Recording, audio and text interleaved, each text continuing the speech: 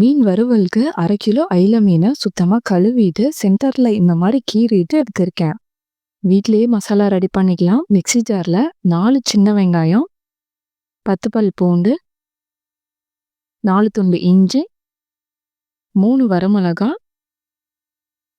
1 teaspoon சோம்பு, 1 teaspoon மிளகு, 1/4 teaspoon மஞ்சத்தூள், 1 டீஸ்பூன் மிளகாய்த்தூள், 1 ஸ்பூன் தனியாத்தூள், 1 கொத்து கருவேப்பிலை, ஒரு 1/2 லெமனை பிழிஞ்சிட்டு சேர்த்துக்கோங்க.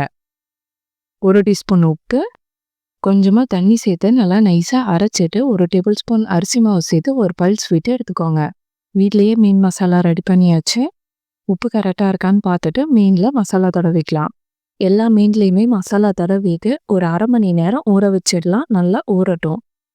எந்த மீன் வாங்கினாலுமே இந்த மாதிரி மசாலா அரைச்சி ட்ரை பண்ணுங்கள். டேஸ்ட்டு சூப்பராக இருக்கும். எண்ணெய் நல்லா சூடாயிருச்சு. ஊற வச்ச மீனை போட்டு பொரிச்சு எடுத்துடலாம். 2 பக்கமும் திருப்பி போட்டு நல்லா மொறுமொறுப்பாக வேக விட்டு எடுத்துக்கலாம். நீங்கள் தோசை தவால கூட ஃப்ரை பண்ணிக்கலாம். டேஸ்ட்டு சூப்பராக இருக்கும். அரிசி மாவு சேர்த்துருக்கிறதுனால மசாலா கொஞ்சம் கூட தெரியாமல் நல்லா மொறுமொறுப்பாக சூப்பராக வந்திருக்கு. சாப்பிட்ற அளவு மட்டும் மீன் பொரிச்சிடலாம். நல்லா சுட சுட பொரிச்சு சாப்பிட்டாதான் டேஸ்ட்டு சூப்பராக இருக்கும். ஒரு டைம் இந்த மாதிரி மீன் வறுவல் செஞ்சு பாருங்கள். டேஸ்ட்டு சூப்பராக இருக்கும். கண்டிப்பாக வீட்டில் எல்லாத்துக்குமே பிடிக்கும். செஞ்சு பார்த்து எப்படி இருந்துச்சுன்னு கமெண்ட் பண்ணுங்கள்.